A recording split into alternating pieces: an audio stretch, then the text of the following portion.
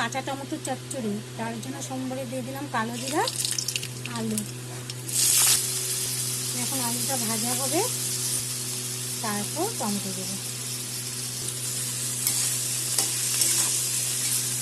আলুটা ভাজা হবে, তারপর টমেটোগুলো দেবো। আমার আলু ভাজা হয়ে গেছে। এখন আমার কাঁচা লঙ্কা আর কাঁচা টমেটো দিয়ে দেবো। দিয়ে দিলাম হলুদ, লবণ, কাঁচা লঙ্কা দিয়ে দিয়েছি একসাথে। এখানে আধা কেজি টমেটো আছে, তার জন্য আমি একটা আলু দিয়েছি আর 7-8টা কাঁচা লঙ্কা। আমার কষিয়ে এখন চাপা দিয়ে দেবো। ভালো করে কষিয়ে চাপা দিয়ে দেবো। এখন সব মজে উঠবে, তারপরে উঠাবো ঢাকনাটা।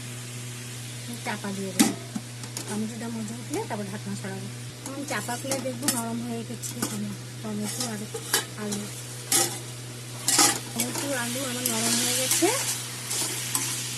এখন আমি এখানে আধা চামচ জিরার গুঁড়া, লঙ্কার গুঁড়া জল দিয়ে মিলিয়ে নিয়েছি।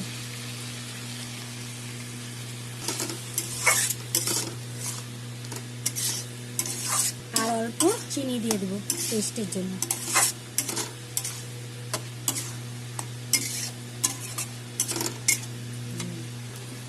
দিয়ে দিলাম অল্প চিনি টেস্টের জন্য।